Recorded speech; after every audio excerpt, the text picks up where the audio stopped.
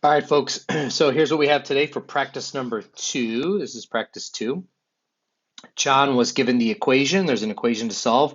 Some of the steps and their reasons have already been completed. State a property of numbers for each of the missing reasons. Okay, so just like the practice number 1, we are trying to figure out, because I see that the line is right here. So we're trying to figure out, how did I go from the first line to the second line?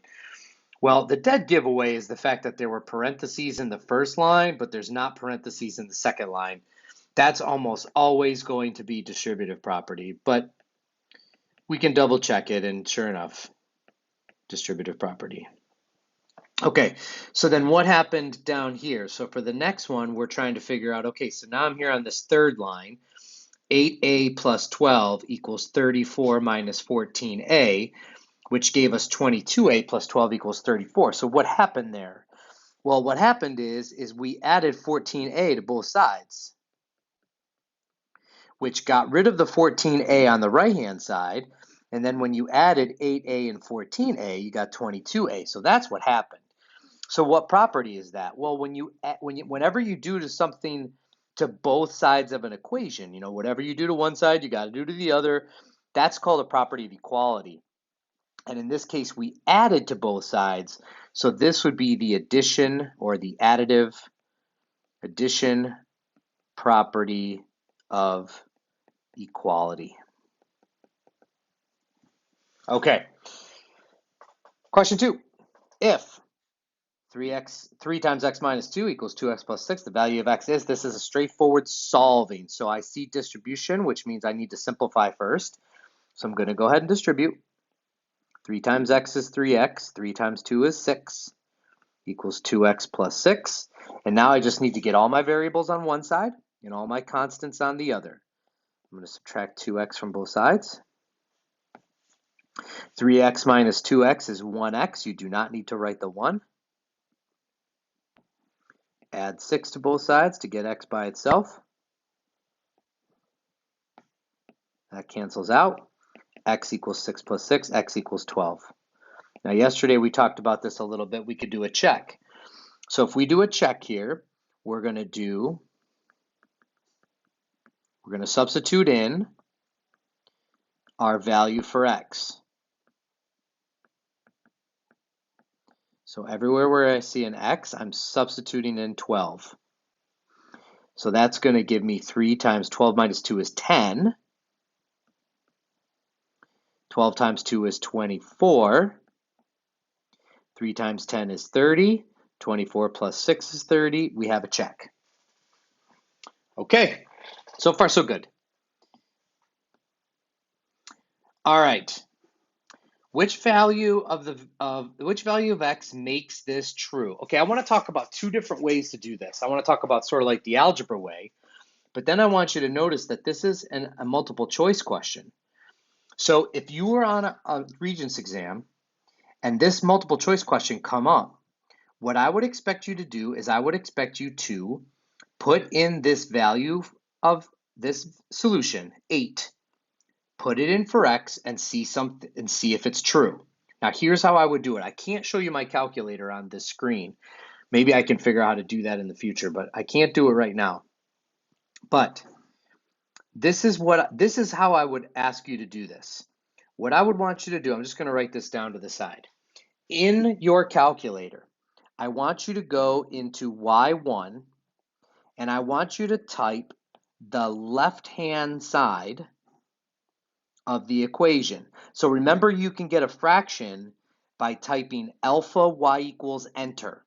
That will give you to type into a fraction. So in Y1, I would want you to put x minus 3 over 4 plus 2/3. And then in Y2, put the right-hand side of the equation. In this case, it's just a fraction, 17/12. Okay, then what I would want you to do is I want you to look at a table. Go to second graph, and that gives you the table. And what you want to do is in the x column, you want to go to these values. And what you're looking for is, does y1 equal y2. If y1 equals y2, then you have your answer. Now, in this case, you're going to find out that, in fact, the only one that makes this true is choice 2, the number 6. All right, so that's how you can do this quickly and easy with the calculator, and I would want you to do that because that's the most, that is the least amount of error, as long as you type this in correctly. And you can solve any equation this way, by the way. You put the left-hand side in y1, you put the right-hand side in y2, and that will work. For example, try this. Go into y1 and put 3 times x minus 2. And then in y2, put 2x plus 6. And then if you look at the table and you go to where x is 12, you're going to see that your y values are the same. In fact, it's probably 30 and 30. All right, but let's go back to question number 3 and let's talk about how we would do this algebraically. Okay, so this is a complicated one, but it's good to go through anyways. What I want to do is I want to come up with a common denominator. So I see that I've got 4 and 3 and 12 are my denominators. So the smallest number that 4 and 3 and 12 all go into, in other words, the smallest number that is a multiple of 4 and 3 and 12 is 12. These all go into 12. So I can actually multiply through this thing by 12.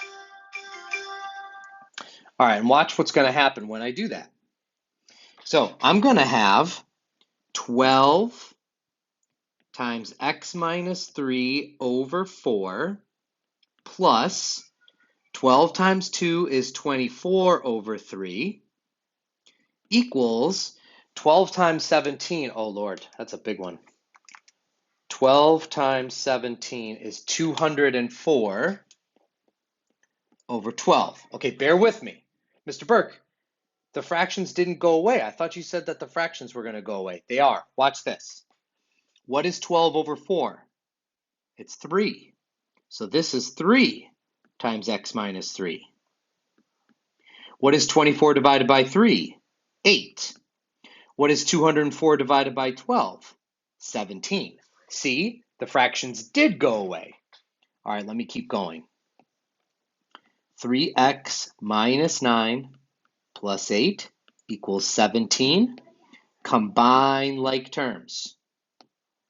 3x minus 1 equals 17. Add 1 to both sides. 3x equals 18. Divide both sides by 3. And look at this. We ended up at the same answer, 6. So I think if you're on a multiple choice question, I think the move is to plug in your answer choices using the calculator. I think that's much more efficient and has much less chance for error. But for those of you that want to know how to do this the algebraic way, there it is. That's it for this one.